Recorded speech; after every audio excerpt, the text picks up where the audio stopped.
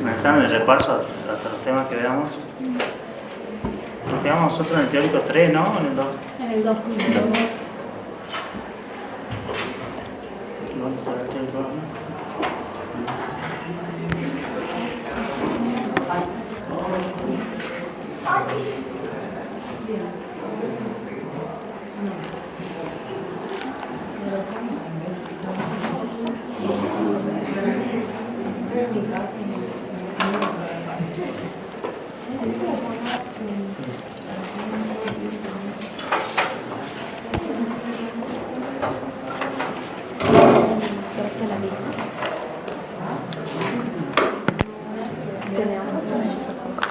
Ya cagaste eso.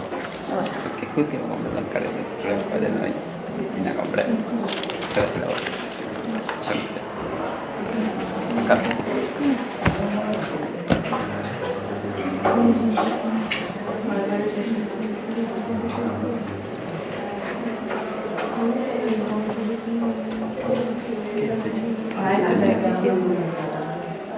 Me dijiste, mira que va a ser. Profe, ¿hago la lista?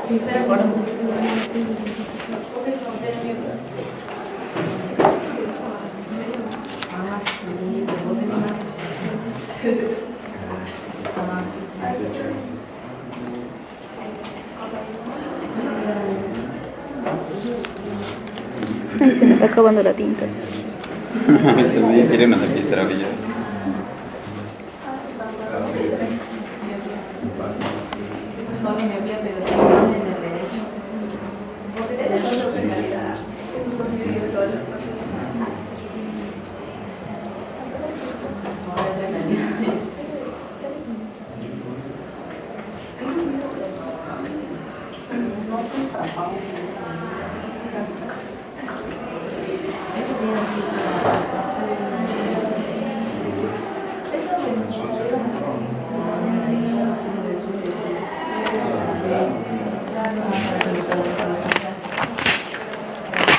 ¿Es lo que tiene el último teórico de la microscopia? Sí. ¿Quieres mandar?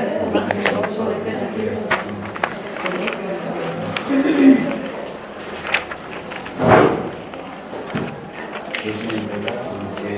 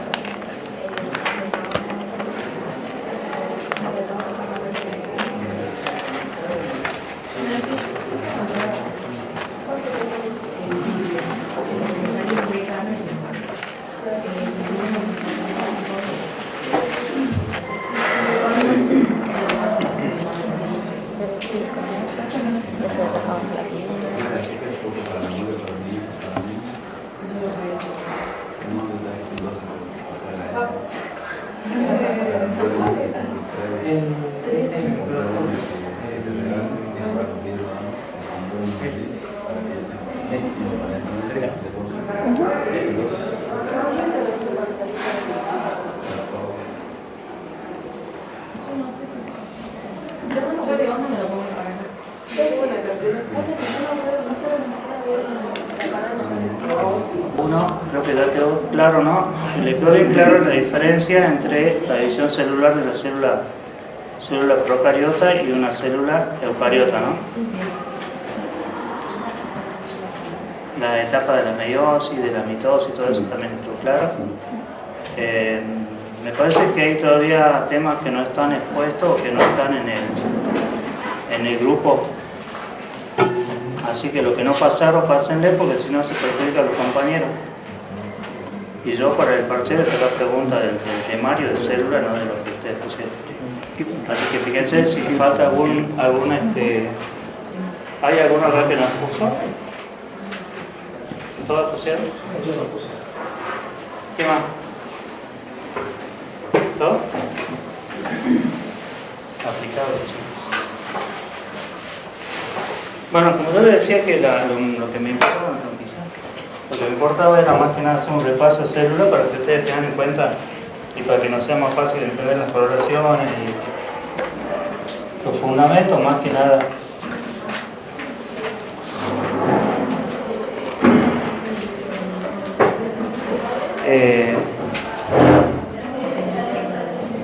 Como teníamos en el teórico 1, ya vimos lo que es la historia de microbiología, las divisiones, vimos también lo que es la célula, y ahora un elemento muy importante para que nosotros podamos visibilizar eso es el microscopio. El microscopio creo que es el microscopio es un instrumento, en realidad es un conjunto de lentes. Por ejemplo, una lupa, la lupa que ustedes usan para jugar en el colegio, para poner el solcito ahí para que caliente el papel, es un microscopio. Porque ¿qué es lo que hace? Agrandar la imagen. En cuanto a... ahí tiene la definición de microscopía. No, en la página 1.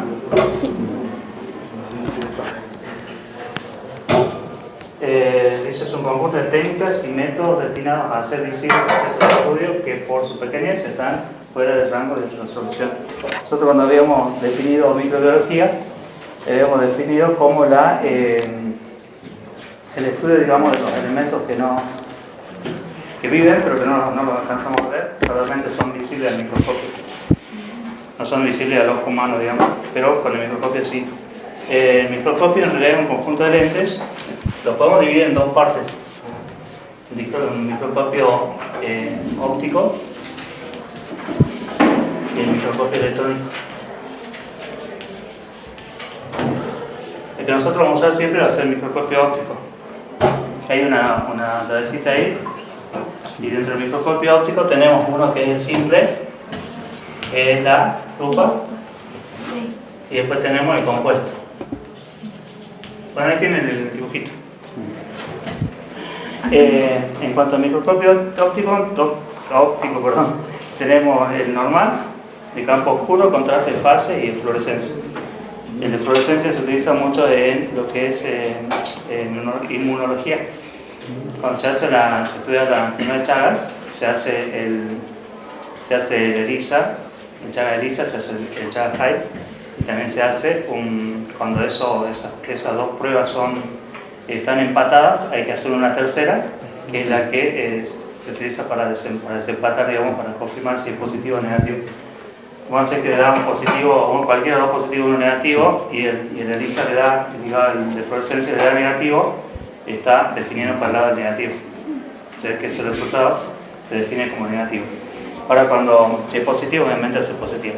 Después tenemos el microscopio normal, que es el que utilizamos comúnmente en el laboratorio, de campo oscuro. Se utiliza más que nada para hacer, por ejemplo, para detectar o para poder visibilizar el treponema pallidum, que es la bacteria que produce la enfermedad de la sífilis. Lo podemos ver en una muestra, pero solamente en el campo oscuro se ve clarito el bichito como un tirabuzón. Después tenemos el microscopio electrónico, que el electrónico es, digamos, se utiliza más que nada para estudio de investigación, porque es un microscopio que está computarizado. Lo que hace el microscopio ese, que utiliza otra fuente de energía, el microscopio óptico, que es lo que utiliza la luz. ¿Sí? Ustedes saben que básicamente en el sistema conjunto el microscopio óptico tiene la definición, no sé si hay un dibujo por acá, en la página 17. Fíjense que el dibujito del microscopio de arriba es un microscopio viejo. Es lo que se utilizaba antes, en los lugares donde no había energía. Se utilizaba el microscopio en una ventana donde daba la luz del sol. La luz irradiaba, esto es una lente, un espejo, perdón, el que está ahí abajo, que dice puente de iluminación, en realidad es una lente, porque esa es un espejo. Ese espejo lo que hace es reflejar la luz, por eso quiero tener una...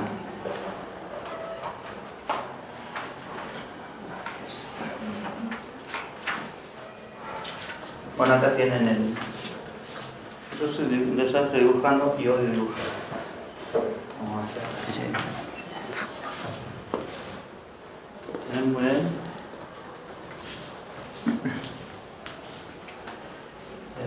se ve más claro. Bueno, básicamente los dos tienen la misma estructura, solamente que la fuente de energía, o de luz mejor dicho, es distinta. Lo que se hace acá es son 3 más 2.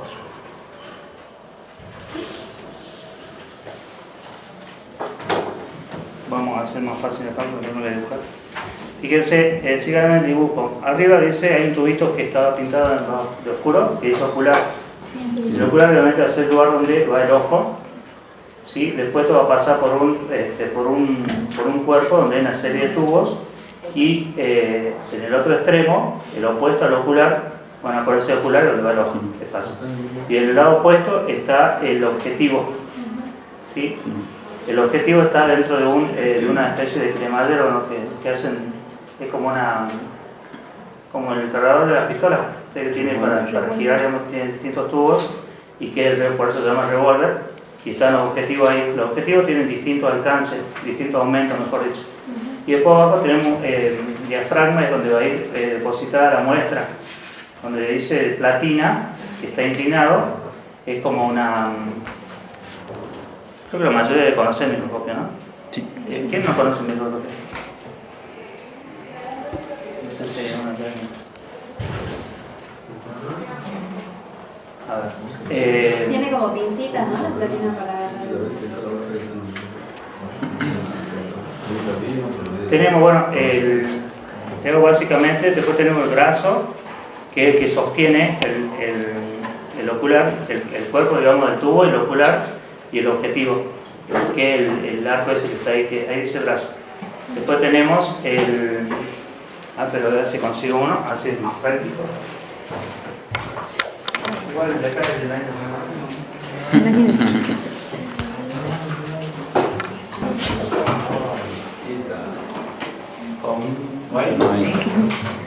Entonces yo lo ponía acá. Bueno chicos, no está. Ahí Está en reparación. Bueno, la parte de abajo es la base. De ahí sale un arco que dice brazo. Y lo ven ahí, después tiene un tornillo. En realidad por lo general este dibujito es medio viejo, pero lo tienen abajo al tornillo, el macrométrico y el micrométrico. El macrométrico, Como el microscopio de abajo. ¿qué algo? ¿Cómo Como qué? el microscopio de abajo. Abajo, y el otro lo tiene arriba. Sí, ahí está, eso lo tiene abajo. Bueno, este es uno de los que actualmente se utiliza. Es lo mismo, nada más que la diferencia con este es que la fuente de iluminación es la luz, como le decía, un espejo, que la luz irradia se refleja sobre el espejo y pasa por el ocular, por el objetivo, hasta llegar al ocular. O sea, la imagen de la luz va a llegar acá al espejo, ¿sí? Y de ahí va a salir, va a pasar por distintos tubitos hasta llegar al ocular. Acá tengo. El revólver, como decía, es como una especie de dispositivo que contiene los... Yo voy a ver si la clase que viene se lo traigo mío, de chiquito y es práctico, pero lo tengo encima en el laboratorio porque el laboratorio se rompió.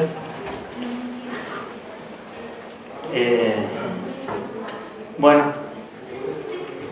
no sé qué falta ahí del primero. El segundo tiene, ahí está la descripción de cada uno de las partes del microscopio. Empezamos por acá por la fuente de luz. Dice ampolleta que emite luz, simplemente un foquito, ¿sí?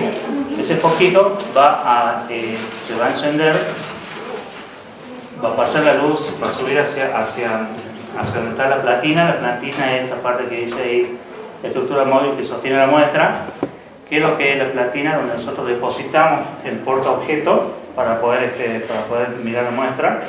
Lo podemos mover hacia los costados. Hay un tornillo abajo que está, no sé si soy muy práctico explicando, tiene un tornillo acá abajo. Ustedes mientras están con el ojo en el microscopio van girando y van desplazándolo hacia los costados, y después tienen otro abajo sobre el mismo tubo, o sea, están superpuestos, y abajo tiene otro que les permite avanzar y retroceder. Pasa que tener mucho cuidado porque a veces Arrieta recién cuando sacó el microscopio le costó un poquito moverlo, como es disqueco, le metió con fuerza y lo rompió. Y era cero. Y lo llevé al laboratorio el otro día porque no lo había usado. Y aparte se ve muy lindo, porque el que tenía veía todo marrón, oscuro, es un desastre. Bueno, entonces la luz que va a ser emitida, digamos, por un simple foco, la base dice pie o base de apoyo del microscopio, es simplemente una parte de una estructura pesada que soporta, hace, digamos, que no se nos caiga el microscopio, porque si no se puede caer si no tiene una buena base. Entonces la fuente de luz, después en los brazos tenemos, dice anillo macrométrico, la estructura que sube y baja la platina, permitiendo un primer ajuste, y adentro de ese, o arriba de ese, hay otro tornillito que es el micrómetro. El micrómetro siempre es el que hay que estar constantemente usando. El macro, que es lo que hacemos nosotros, acercamos la imagen, digamos, se ve como borroso. Y en el micro, que es algo más fino, empezamos ya a ver los detalles de la célula, o lo que son las bacterias, lo que estemos viendo, y lo tenemos que tener constantemente. Por ejemplo, para hacer una orina, por ahí es difícil, no sé si alguno hizo orina, es difícil enfocar a veces. Depende del microscopio, uno lo que hace es buscar. Yo lo que hago es mover, mantengo en movimiento la platina para adelante, para atrás, cosa que cuando vaya acercando, ya cuando empiezo a ver una sombra o algo que se mueve, ya sé que estoy en el campo, entonces me estoy acercando, me meto mucho más lento, porque lo que vamos haciendo es subiendo. Hay que tener cuidado porque a veces uno sube con fuerza y se rompe el porta, y por ahí tiene una muestra, a lo mejor es la única muestra que tuvieron, o también la parte que puede hacer que una muestra que está contaminada, que podamos escuchar una serie de factores que hay que tener en cuenta, entonces hay que ser muy suave para eso. Y cuando llegamos a esa, digamos, a ver figuras que no son muy definidas, ya detenemos el macro y vamos al micro. Y con el micro ya lo podemos mover fácilmente, porque no se va a romper ya el vidrio, porque tiene un tope. Lo mismo que cuando usamos otro tipo de aumento, hay uno que nunca va a tocar la muestra. Lo que van a tocar, pues ya después le explicas. Primero hagamos esto, el brazo. Entonces, en el brazo tienen ahí, estoy en el microscopio de abajo, ¿me siguen? ¿Todos? Estoy en el microscopio de abajo, donde tenemos el micro y el macro.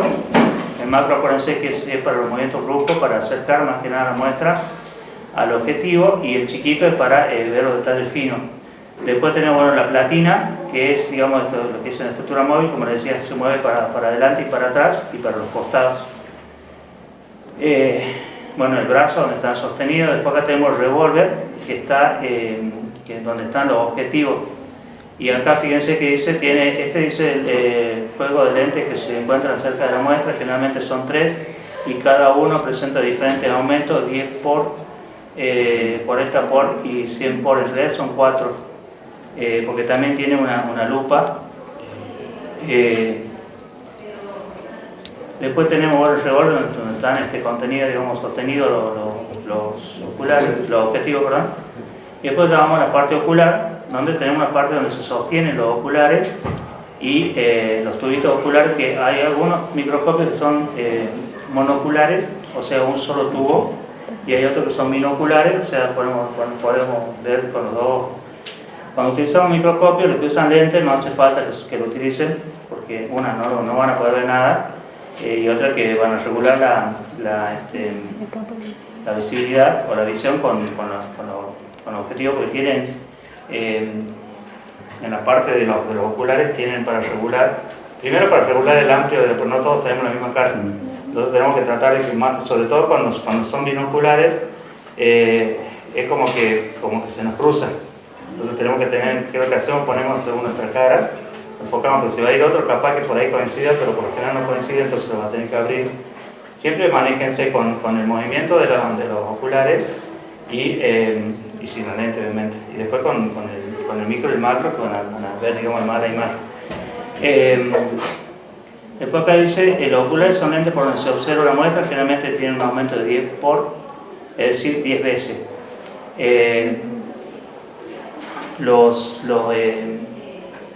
Acá dice que los objetivos tienen un aumento de 10 por. ¿De cuánto más? 40 por. Y de 100 por. Esos son los oculares, perdón, los Objetivo. objetivos.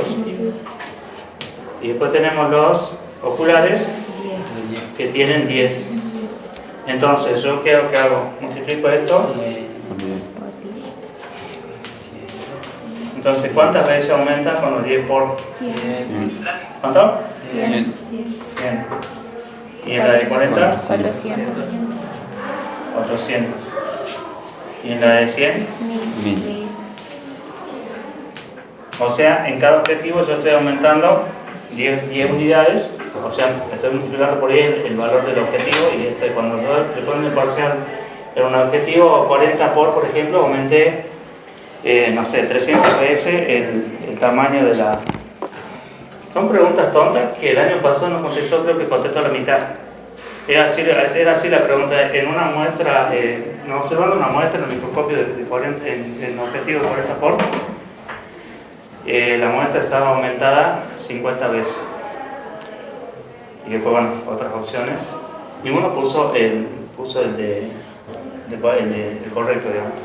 Cosas sencillas que se equivocan. Así que presten atención cuando pregunten eso. ¿Qué me falta de acá? Claro, nosotros en el objetivo tenemos un aumento de 10 por, o sea, 10 veces. Y en el, yo tengo el objetivo, eso va a pasar por un tubo y va a terminar en el ocular. Va a pasar por una serie de tubos y va a tener abajo unos revólveres. O sea, son distintos tubitos con distintos aumentos. Uno tiene un aumento de 10 por, el otro tiene de 40, el otro de 100. Y el otro hay uno que es de 5, que sería una lupa, que es, por ejemplo, para ver las BRL. Las BRL, que son pequeñas aglutinaciones, que se explica el otro día, ¿no? Cómo era el tema de la BRL. Si es positiva, se ven como coágulos, y si es negativo, se ven como lluviecitas, como puntitos así. Entonces, yo lo que voy a hacer es multiplicar el objetivo, el ocular, con el aumento del objetivo. Si yo estoy mirando, si estoy enfocando con un objetivo de 10 por, voy a tener 10 por 10, ¿cuánto es? 100. O sea, multiplico el 10 del ocular por el 10 del objetivo. ¿Entiendes? ¿Cuál sería el ocular y cuál sería el objetivo? Te acuérdate, ocular es que te va en el ojo. Y el objetivo es que va en otro punto. Fíjate, ¿tenés el dibujito a mano? Lo que ve el porta, digamos. A ver. ¿Alcanzan a ver ahí o no? Sí, sí. Digamos, sí.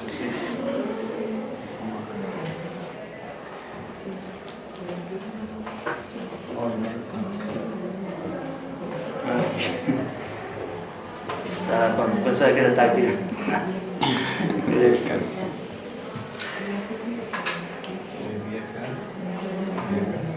Es que mi sobrina tiene una táctil, por eso la uso de ese tipo. Yo tengo una viejita todavía.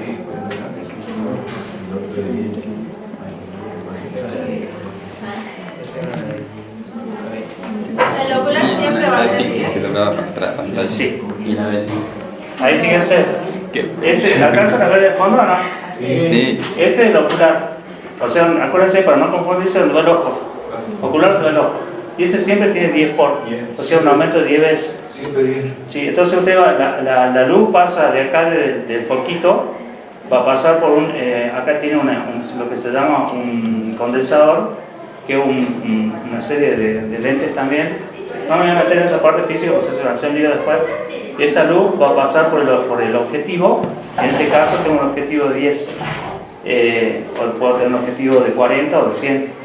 Entonces cuando yo haga en uno de 10, la luz va a pasar por ahí y va a llegar hasta el ojo, pasando por una serie de lentes.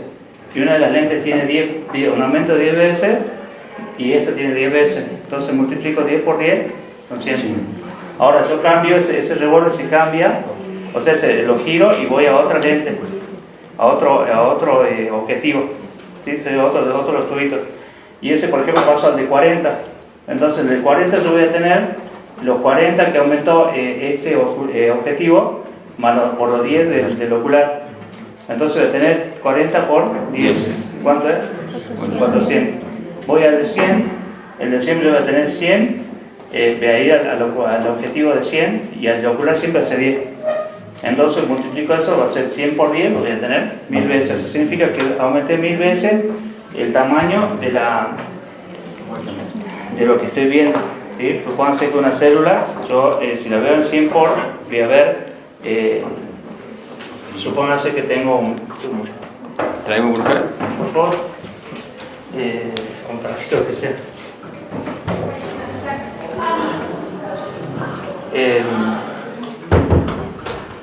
Supónganse que yo tengo un extendido sanguíneo.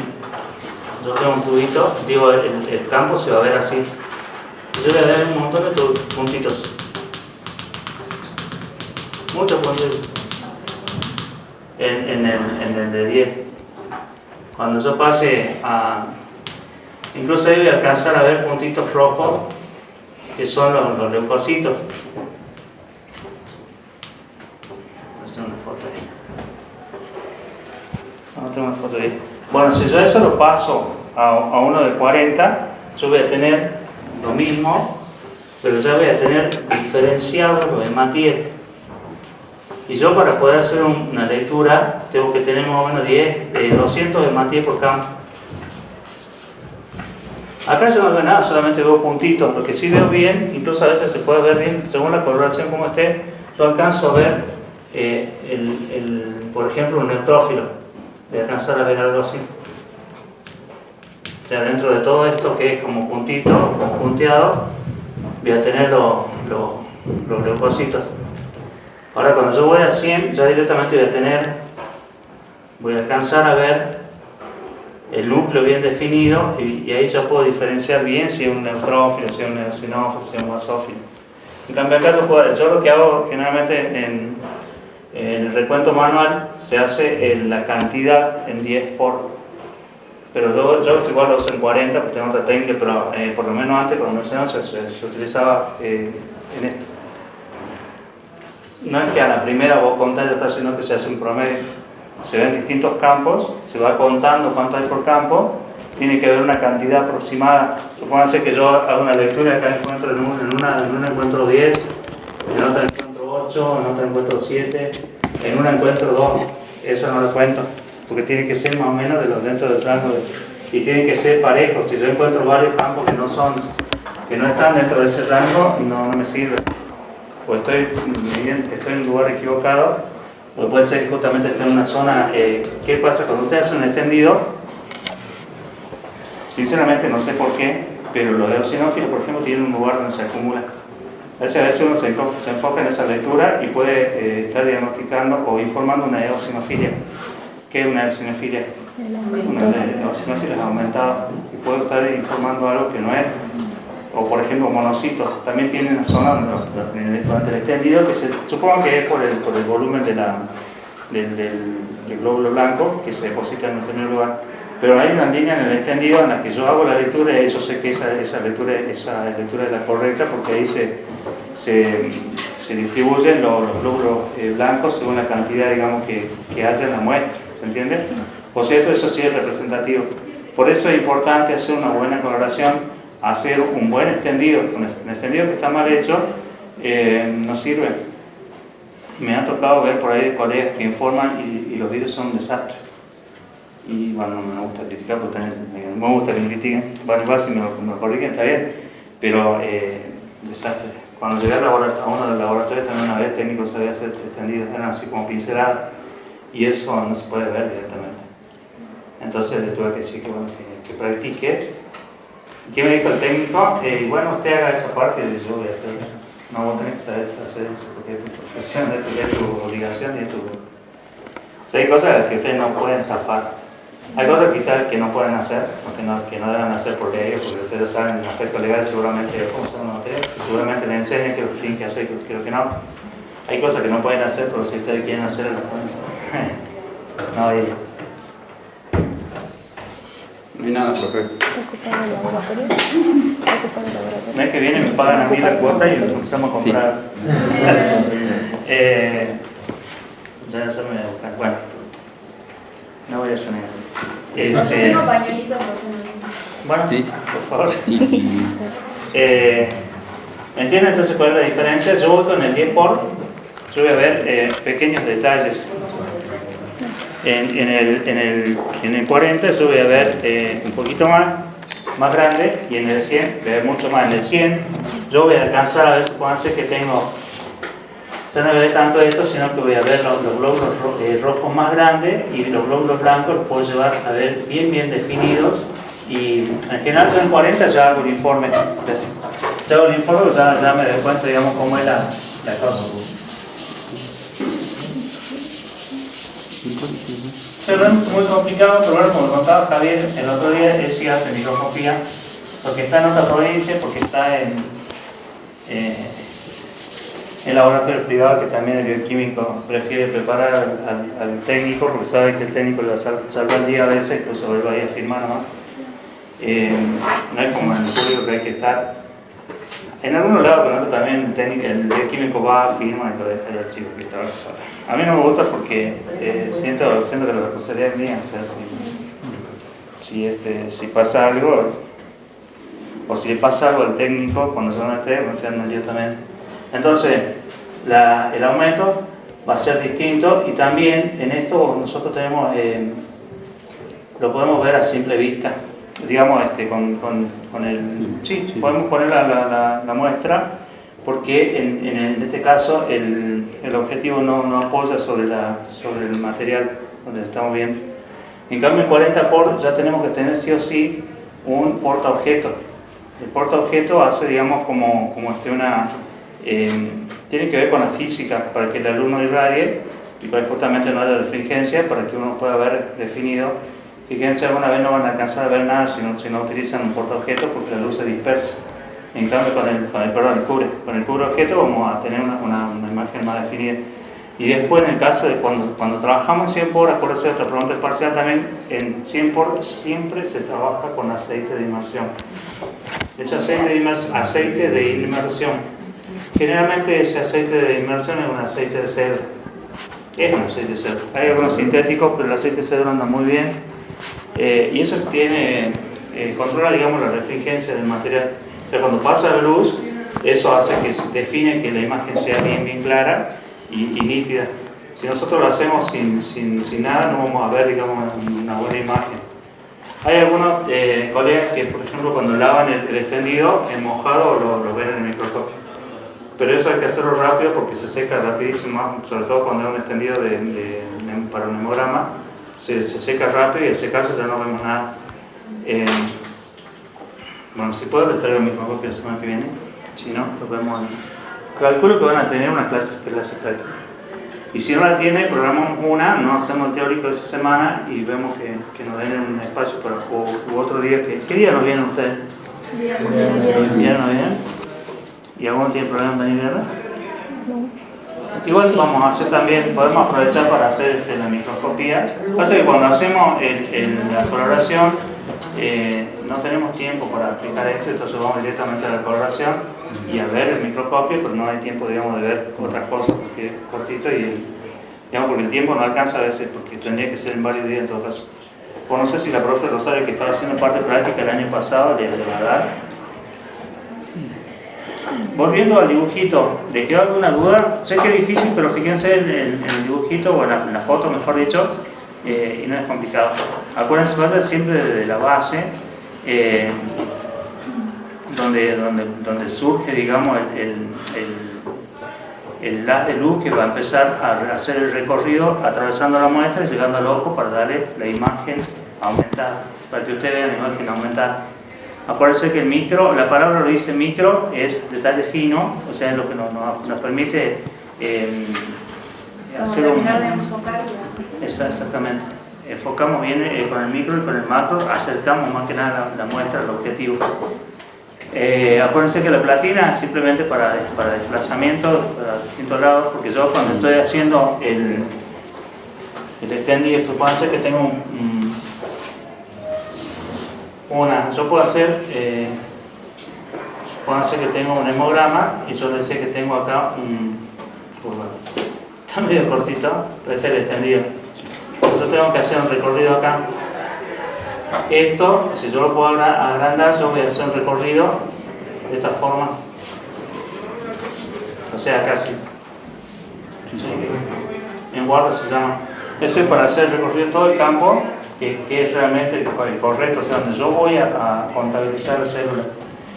En esta zona no me sirve, acá tampoco. Siempre va a tener, es como, ¿alcanzaron a verlo por lo menos un extendido y coloreado? Sí.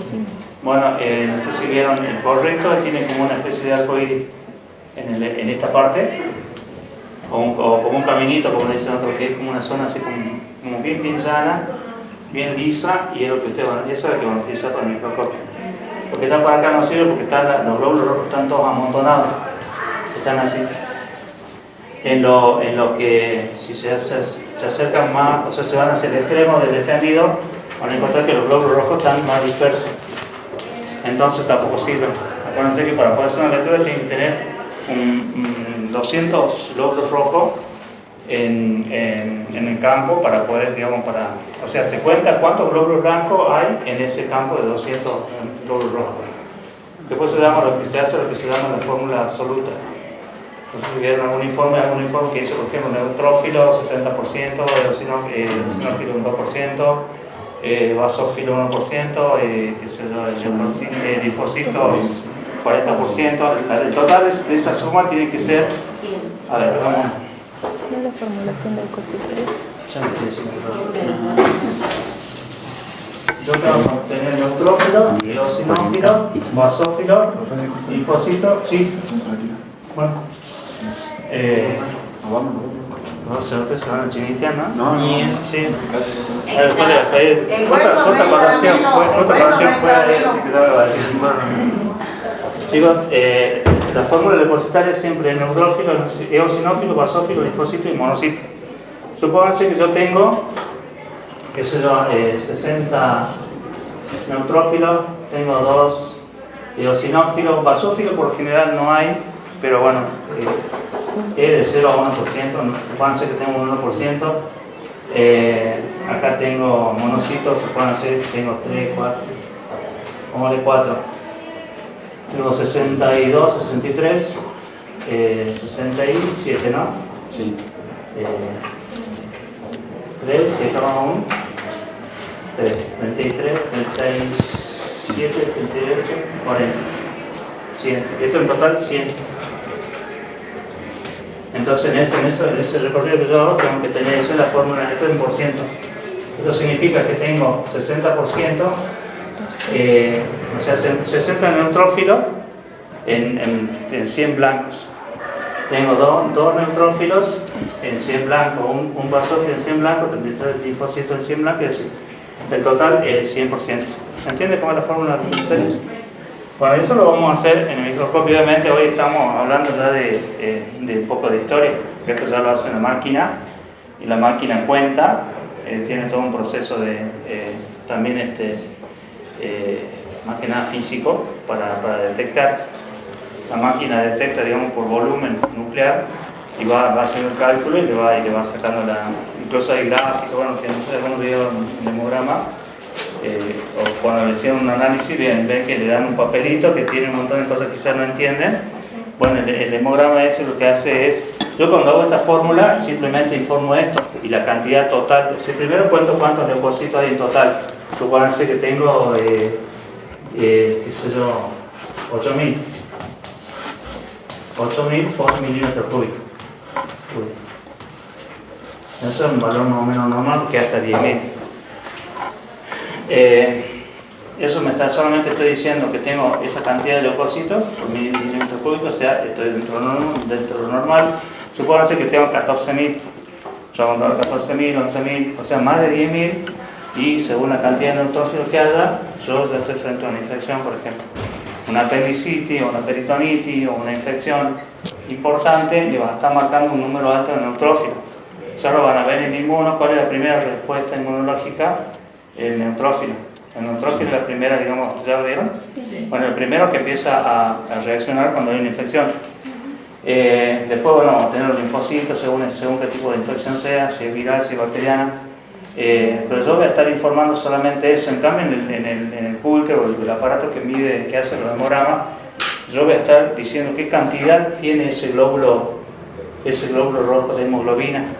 Yo, por ejemplo, a simple vista veo si ese glóbulo rojo es así un solo círculo, yo sé que ese glóbulo rojo está con bajo contenido de hemoglobina.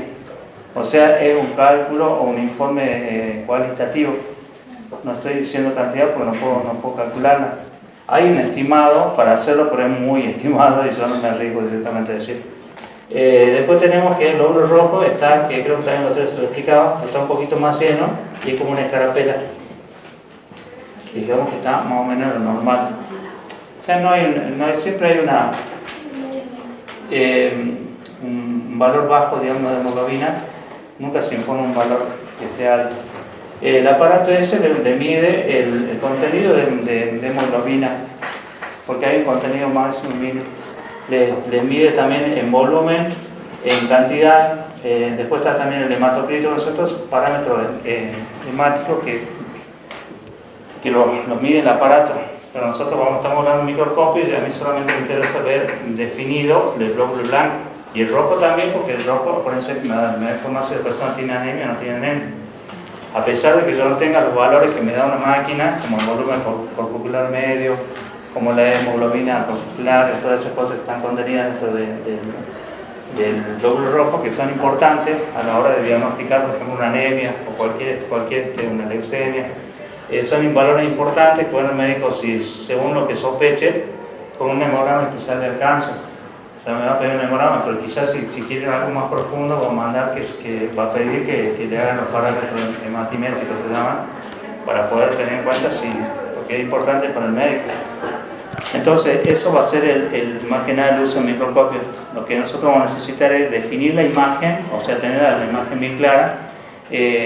Supónganse que yo, cuando hago una coloración de Gram, voy a buscar, como creo que también se lo dije otra vez, la gonorrea se produce por Neisseria gonorrhoeae, que es una bacteria, que es un diplococo. Nosotros cuando vemos el microscopio, hacemos la coloración de Gram, vemos en el microscopio, vemos las formitas que están dentro de la célula, vemos ahí los cocos, que están bien marcaditos. Igual yo les voy a mostrar cuando veamos el tema, vamos a ver fotos de la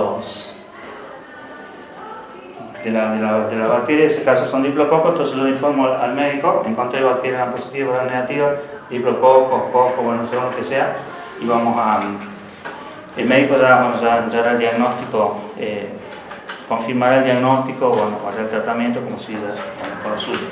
En cuanto a, bueno, ahí tienen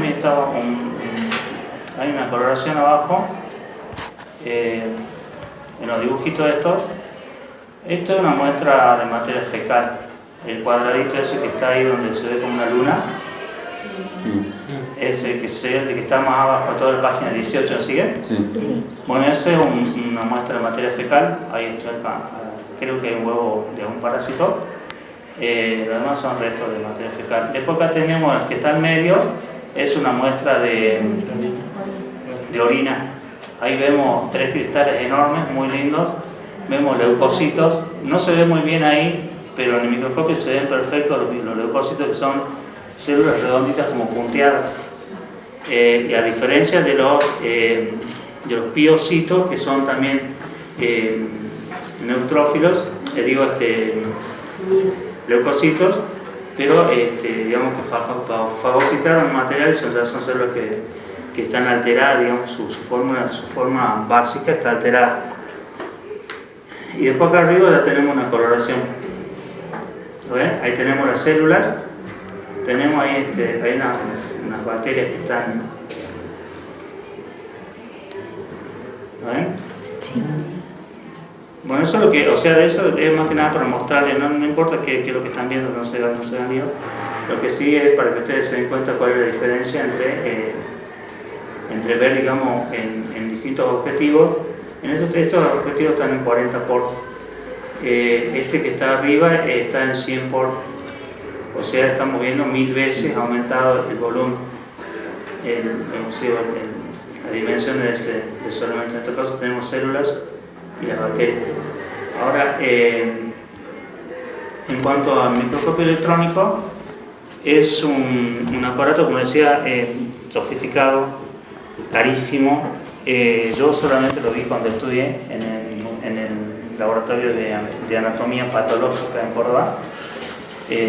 Entré en un cuarto prácticamente, el microscopio, o sea, está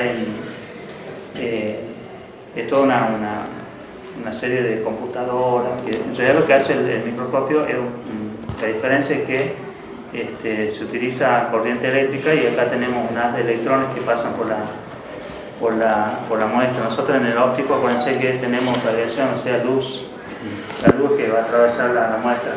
En cambio, en el electrónico va a ser un haz de electrones, ¿verdad? Entonces esa imagen va a ser procesada por una computadora y la computadora me da imágenes como la que tenemos ahí abajo. Ya le mandé. La 20. 21. 20. Bueno, ahí está en la página 20 está el dibujito digamos, hay un microscopio electrónico, pero ahí falta la parte computarizada. Esto va conectado a una computadora donde se procesa, digamos, la muestra y nosotros lo podemos ver en 3 dimensiones.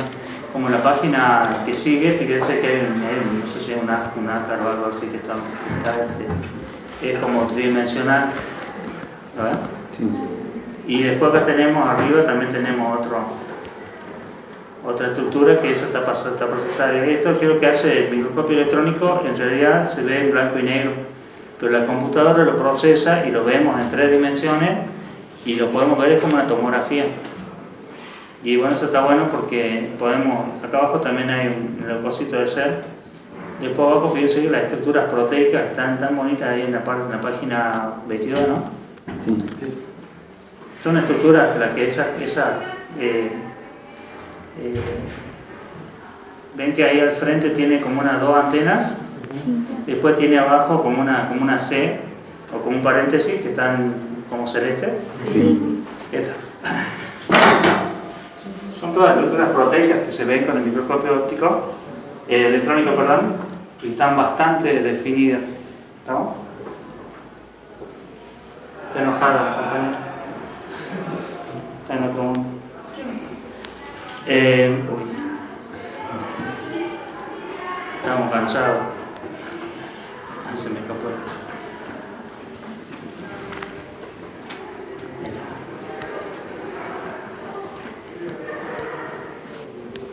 Acá en la página 19, aquí hay un pequeño resumen de lo que es el microscopio electrónico. Dice acá que se utiliza electrones en lugar de fotones o luz visible. Como les mencioné, la diferencia importante es que uno es con un haz de luz y el otro con un haz de electrones. Para formar imagen de objetos diminutos, los microscopios electrónicos permiten alcanzar ampliaciones hasta 5.000 veces más potentes que los mejores microscopios ópticos. Y fíjense que es mucho más, 5.000 veces más potente que el microscopio Óptico. como decía, es más que nada se utiliza para la anatomía patológica. Cuando se hace, por ejemplo, una cirugía o una mamografía, se utilizan microscopios electrónicos también, porque ¿qué es lo que se hace? Se toma una muestra, en ese momento el cirujano necesita, supóngase que es una cirugía de mama, un cáncer, se sospecha un cáncer de mama, entonces se hace un cáncer de mama, se hace la cirugía y el médico quiere saber si es un cáncer benigno o maligno. Entonces inmediatamente está ganando un patólogo ahí que en segundos tiene que hacer, mientras el médico está operando, él tiene que estar procesando la muestra y darle el resultado si es benigno o maligno. Porque va a depender de que si sea maligno o benigno el proceso, cómo va a seguir, digamos, la cirugía. Por eso, supóngase que es un tumor maligno, supóngase que es una cirugía de mamas, el médico directamente extirpa la mama, extirpa los ganglios. ¿Se acuerdan que otra vez le contaba esto de la división por contacto? En el caso de un cáncer maligno, la célula ya está seguro, si es maligno la mama, ya pasó seguramente a los ganglios. Y obviamente se extirpan todos los ganglios de la axila, los cercanos, y eso depende también en qué momento se hace la cirugía. Por eso es importante la prevención. Por eso el examen de mamas, el Papa Nicolau, para detectar a tiempo un cáncer y poder hacer la cirugía a tiempo. Si la cirugía se hace a tiempo, se extirpa solamente la mama, bueno, quizás sea menos complicado, pues se extirpa la zona del ganglionar del área y ya evitamos, ¿no?, que para dispersarse. Pues si se estipa solamente la mama y los ganglios que dan células cancerosas, las células cancerosas van a ir migrando hacia otros órganos y obviamente van a ir haciendo metástasis e implantándose y creciendo en otros distintos lugares al lugar de origen. Entonces, lo que se hace ahí es justamente eso, utilizar microscopio, que bueno, hay que hacer también una cirugía. Se utilizan aparatos especiales para cortar el material. Se saca, por ejemplo, una muestra del ganglio, de la mama o del tumor, como que se le pone se le impregna con parafina, y hay un aparatito que se llama micrótomo, que es como una cortadora de fiambre, pero microscópica. Lo que hace es cortar, es como una sileta que corta bien finita, como fetita, y eso es lo que ve el anatomopatólogo para informar al cirujano cuál es digamos, qué características tiene ese cáncer y que incluso hasta en qué estado se encuentra. Por las características de la célula cancerosa, el anatomopatólogo puede predecir si ese cáncer está avanzado, si está en distintos estados. Bueno, ahí también tienen la historia por lo más abajo. Después de acá dice todo el microscopio electrónico cuenta con varios elementos básicos. Y pone un cañón de electrones que emite los electrones que chocan contra el espécimen, que vendría a ser igual como hablamos acá con el otro microscopio en el óptico, del recorrido que hace desde la fuente emisora hacia donde está hasta el portaobjeto, donde está el material que nosotros queremos ver. Después se utilizan lentes magnéticas para crear campos que dirigen y enfocan el área de electrones, ya que los lentes convencionales utilizados en los microscopios ópticos no funcionan con electrones. El sistema de vacío es una parte relevante del microscopio electrónico. Con esto todo ustedes lo leen. Un poquito de la historia de lo que es la microscopía electrónica, cómo comienza, algo cortito, no me interesa mucho, me interesa más que nada que sepan básicamente en qué se diferencia el microscopio óptico del electrónico y qué pueden hacer con el microscopio, o qué pueden visibilizar con el microscopio electrónico y qué con el microscopio óptico. El microscopio óptico, ya di varios ejemplos ahí, en coloraciones en bacteriología, para hacer hemogramas, para hacer exudados. Los exudados uretrales, vaginales, se toman muestras, se extienden en un portaobjeto, después se colorean y eso se ve en el microscopio. En las colonias también a veces se llegan, porque no se alcanza a diferenciar, pero con una lupa van a ver que lo vemos más adelante, pero en bacteriología las características de las colonias también pueden definir el diagnóstico de una bacteria, o sea, nos puede orientar hacia qué tipo de bacteria le está produciendo una infección, porque cada bacteria tiene distintas formas de formar colonias, de hacer colonias. Obviamente después tienen otras diferencias también a nivel bioquímico, pero macroscópicamente también tienen formas de ya vamos más adelante. Bueno, ahí están las partes del microscopio electrónico. Bueno, tenemos el microscopio del barrido, que también está explicado.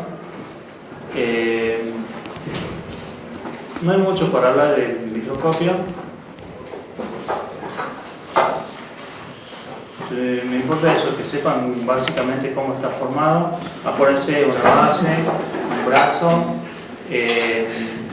Tenemos los oculares, acuérdense que van en la parte del ojo.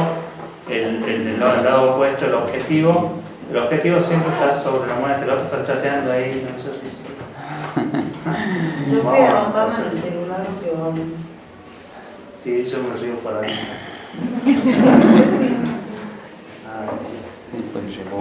No, pues ya tengo demasiadas ganas. No voy a hacer igual. ¿Alguna duda del microscopio? De todos modos, voy a tratar de traer, prometo. Después de la lección.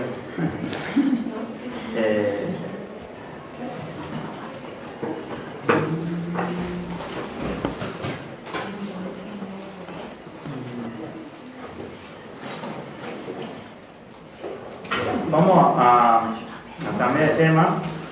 O sea, ya tenemos, básicamente ya vimos lo que es la célula, ya sabemos cuáles son sus funciones, ya sabemos cuáles son sus partes, su estructura, ya sabemos cómo la vamos a visibilizar a el microscopio, sabemos qué tipo de microscopio tenemos o existen, el microscopio óptico, el electrónico.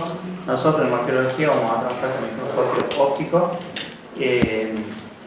También, como decía al comienzo de la carrera, Dentro de poco vamos a dejar de usar el microscopio, creo, porque se utilizan técnicas mucho más modernas de biología molecular, que son menos peligrosas, son más rápidas, son más específicas, porque hoy en día hacemos un dengue, hacemos una salmonela con PCR, es como se hace como un escaneo y de muestra ya sale directamente lo que es, digamos, lo que está produciendo esa. Pero bueno, mientras tanto pues, vamos a pensar que seguimos utilizando de hecho se sigue utilizando la microbiología básica, pero creo que vamos hacia eso,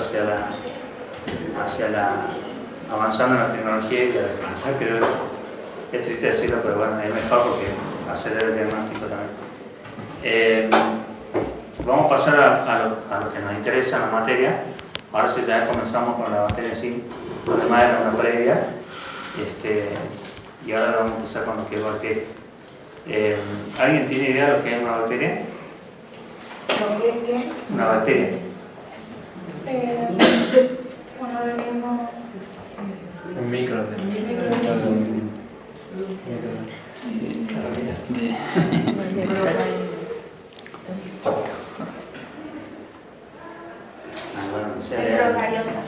Aunque sea lean. Organismos procariotas unicelulares que se encuentran en casi todas las partes de la Tierra, dice. Hay una parte donde dice, bueno, primero que las bacterias son microorganismos, son unicelulares, tienen movilidad propia, ¿cuáles son elementos de movilidad que hemos visto en teoría que pusieron en la primera en la expansión? Los flagelos, ¿qué más? La cilia. Los dos métodos de movilidad básicos de la célula son justamente los flagelos y las cilias. Y también tenemos otra forma también de movilidad que es en el caso, por ejemplo, de una ameba, son deformaciones que va sufriendo la célula para ir adaptándose y trasladándose del lugar. Dice son organismos que los que más abundan en el planeta Tierra y en los cuales podemos encontrar los más diversos hábitats, incluso en aquellas que se puedan, ¿verdad? Se han encontrado bacterias incluso en volcanes. ¿Sí? Cuando ustedes saben que un volcán tiene miles de grados y sin embargo se encontraron bacterias que están, digamos, totalmente vivitas. Después tenemos, mira un poco más. Bueno, eso es algo lógico. Nosotros tenemos bacterias en la boca, en la piel, en todo incluso en el interior también, menos lugares donde no tiene que haber nada, que como por ejemplo la sangre tiene que ser totalmente estéril, digamos, las bacterias, pero sí, por ejemplo, en el interior del aparato digestivo tenemos miles de bacterias y de distintos. Lo bueno es que tenemos bacterias que son buenas, digamos, son bacterias que benefician y favorecen, digamos, la vida, incluso son necesarias para la vida. Por eso cuando hacemos un tratamiento por una diarrea con un antibiótico, ese antibiótico ¿qué es lo que hace? Es matar la flora intestinal y la tenemos que reponer con Floratil, para decir una marca, justamente porque eso es necesario. Hay bacterias que son necesarias también incluso para la función cardíaca. Pero bueno, también, así como están las buenas, tenemos las malas, que son las que a nosotros nos van a llevar a trabajar y a buscarlas en una sospecha. Puede ser que hay una diarrea y el médico sospecha que es una salmonela, realmente va a pedir un coprocultivo. Un coprocultivo es un estudio de materia fecal en la que se incuba la materia, se recoge en condiciones de esterilidad, entonces igual o moverse, y después se hace el cultivo y de ese cultivo se detecta si es una salmonela, si es cualquier tipo de bacteria que esté provocando esa diarrea, o por ejemplo una infección urinaria. El médico cuando sospecha que hay una infección urinaria, o sea, porque el paciente llegó con fiebre, llegó a veces con náuseas, vómitos, sobre todo las mujeres, si alguna vez tuvo una infección urinaria. Es muy común la infección urinaria, más común en el varón que en la mujer. Hasta los 6-7 años es como digamos, como más parejo entre varón y mujer, y no estoy haciendo diferencia de género, ¿no? Pero en cuestión, digamos, los bebés, por ejemplo, los bebés, por ejemplo, usan pañal, entonces entre varones y mujeres no hay diferencia. Pero en cambio, ya en los más adultos, una mujer ya tiene una que ya vamos desarrollando defensa, hábito higiénico, porque un nene te toca y se contamina. Bueno, una persona grande no está tocándose. Y entonces, ahí cuando la bacteria estamos propiciando la llegada de la bacteria a una zona. En el caso de la mujer, por ejemplo, está muy próxima la vagina al recto. Entonces puede producirse una contaminación fecal muy común, la Escherichia coli. Sobre todo en las adultas, en las personas grandes, en las abuelitas ya, es muy común la infección urinaria por Escherichia coli. Y esto es casi crónico, porque justamente por la zona, digamos que a veces hay incontinencia urinaria, todas esas cosas que, digamos, que se acerque más la bacteria. Y la bacteria tiene como ya vamos a ver también cómo se produce una infección, tiene como como que tiene recorre un camino y es como que va a llegar, digamos, a la zona donde puede proliferar, que es justamente la zona de la vagina, llega hasta la vejiga, puede llegar hasta el riñón, produciendo una infección. Entonces, cuando el médico sospecha una infección urinaria, va a pedir un sedimento urinario, y quizás si hay mucho leucocito, hay, digamos, lo que se llama una orina patológica o sedimento patológico, va a medicarla, creo que también se lo lee, y generalmente cometen el error eso de darle un antibiótico como genérico para combatir, y quizás ese antibiótico no es indicado. Entonces lo correcto es que se haga un urocultivo, y el urocultivo, que lo que vamos a hacer, vamos a recoger una muestra en condiciones de esterilidad de orina y vamos a hacer el cultivo, y ese cultivo vamos a ver si esa bacteria, qué tipo de bacteria es, y también a la vez se hace un antibiograma, que es justamente una técnica de laboratorio para ver qué tipo de antibióticos a qué tipo de antibiótico esa bacteria es sensible o resistente. Entonces, si es resistente a determinado antibiótico, no se lo va a dar el médico, y obviamente lo da a uno que sea sensible. Y bueno, también lo que pasa es que cuando no hay una buena medicación, estamos induciendo a la resistencia, y estamos haciendo que cada vez sea más complicada, digamos, la antibiótico-terapia, porque las bacterias se van siendo sensibles, resistentes, perdón, a ese antibiótico. Bueno, las bacterias son estudiadas por la bacteriología, una rama de la microbiología. Las bacterias son estudiadas por la bacteriología, una rama de la microbiología. Acá en la página 24 hay creo que nos estamos salteando algo acá. Ejemplos de bacterias patógenas. ¿Te acuerdas que decíamos bacterias que no son patógenas, que son inofensivas, digamos, que es la flora normal, y también la patógena, o son las bacterias que producen riesgo, digamos, a la salud, que hay en cuanto a ejemplos hay cólera, faltaría salmonela, sífilis, lepra, tifus, difteria, escarlatina. Son infecciones bacterianas que, pueden haber infecciones bacterianas respiratorias, digestivas, incluso hay algunas que, por ejemplo, producen la endocarditis, que es una infección bastante grave que puede llegar a la muerte.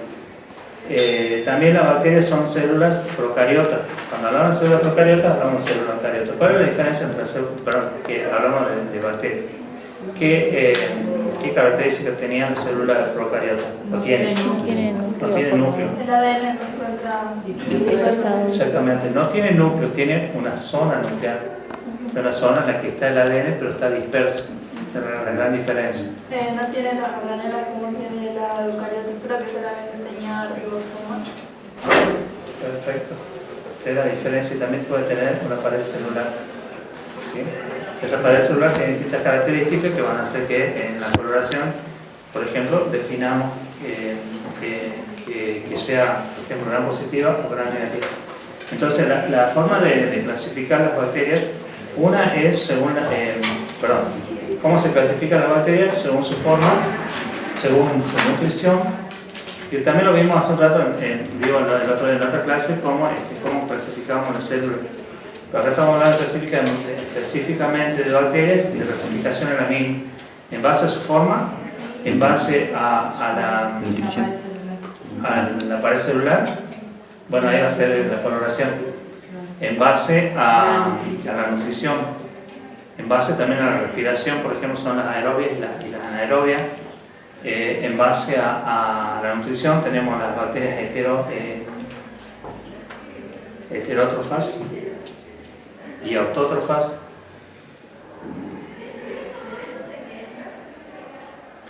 Pero lo más característico de esto es que la clasifiquemos en base a su forma y en base a la tinción, o sea, la coloración en la que responde. También tenemos, por ejemplo, enfermedades como la tuberculosis que utilizan una serie de coloración característica. Ahí está un poco más abajo la forma, la clasificación según la forma. La primera, yo no sé por qué se me desordenó acá, pero la primera es los cocos, que son las que tienen forma redondeada. Ahí abajo, bueno, se corrió en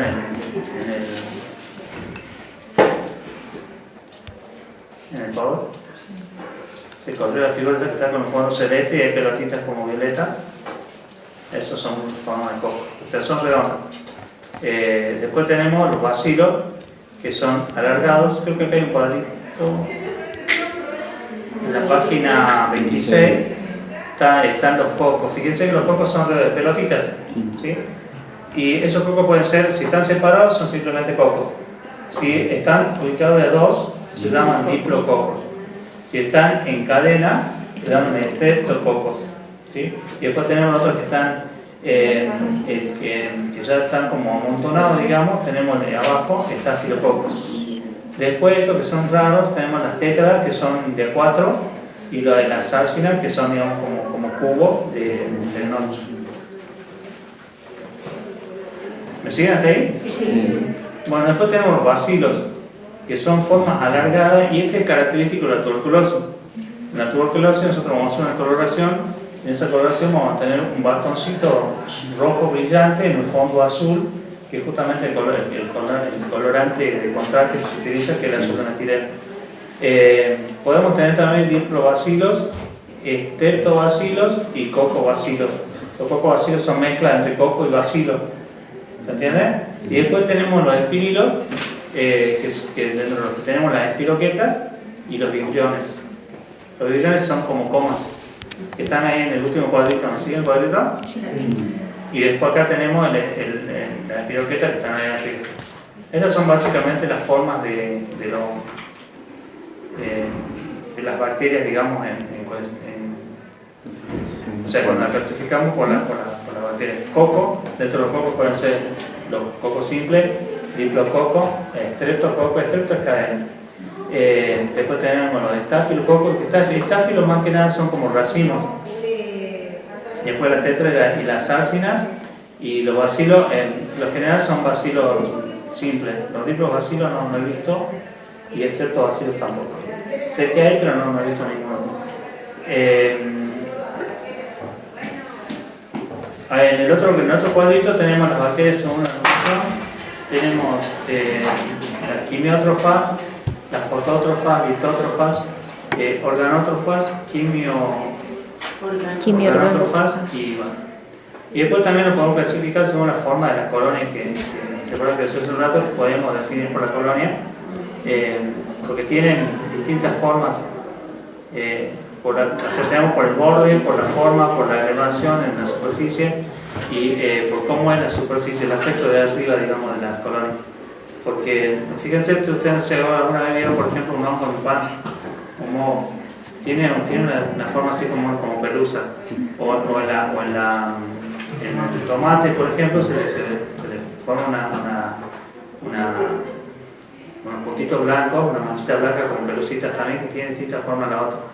Hay algunas, por ejemplo, cuando hacemos el cultivo de la tuberculosis, se ve como blanca y blanca amarillenta, y así como duras. Hay otras que se la ven brillantes. Hay otras colonias que tienen que ser un aspecto algodonoso, que los bordes son bien definidos, o sea, son bien redonditos. Otros que son como estrellados, que tienen dibujitos ahí en el beca, dicen entero, ondulada, lobulado. Tenemos formas filamentosas, irregulares, rizoides de forma de raíz, circulares, puntiformes. Acá en la superficie tenemos superficie lisa, rugosa, mate o brillante, o sea, son opacas o son brillantes, son secas, son cremosas. ¿Qué sería el borde, profe? ¿Cómo? ¿Qué sería el borde? El borde cuando desarrollamos una... Colonia. Cuando hacemos un cultivo, nosotros hacemos en una placa, ¿sí, no? En la placa hacemos cultivo, hacemos el extendido, ponemos la estufa, dejamos incubar un determinado tiempo, después cuando sacamos ya tenemos los puntitos.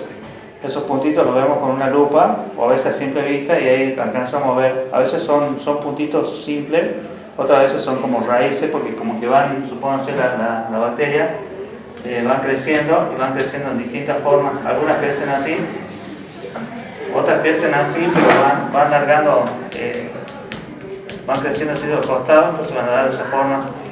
Hay otras que van a dar una forma El distinta. borde sería según como lo vemos en el foto. Claro, como vemos el contorno desde arriba, digamos. Entonces yo de arriba veo que es redondito, que es como estrellado, y después si tenemos en cuanto a la superficie, también yo por ejemplo veo que este es rugoso, que supónganse esto para mí no es liso, es rugoso pero a la vez también es brillante, o quizá, no sé, la compu es como más opaco, esto digamos sería algo opaco, que no es algo que, ¿se entiende? Debe ser como que no refleja mucho la luz esta. En cambio la botella creo que sí refleja. Eso digamos la diferencia en cuanto a superficie. Pero que, como decía, lo que más me interesa es que ustedes sepan la diferencia entre formas, que lo primero que preguntan en el examen, ¿cómo clasificar las bacterias según la forma? Coco, bacilo. ¿Dónde encontrar un bacilo? ¿Dónde encontrar un coco? ¿En qué tipo de enfermedad? Obviamente no están en condiciones de responderlo ahora porque falta mucho, pero lo que me interesa es que ustedes sepan esto. Esto es como el Padre Nuestro en bacteriología, la clasificación de las bacterias. Después tenemos, según la forma, según el tipo de pared celular y según la nutrición. Esas tres. Chicos, creo que estamos sobre la hora. En la clase que viene terminamos. No nos falta mucho. Y después lo voy mandando, si puedo, el teórico tal que ya empezamos a ver coloración. ¿Ya entraron asistencia? Bueno, ahí le tomo asistencia, porque ya se me escapó.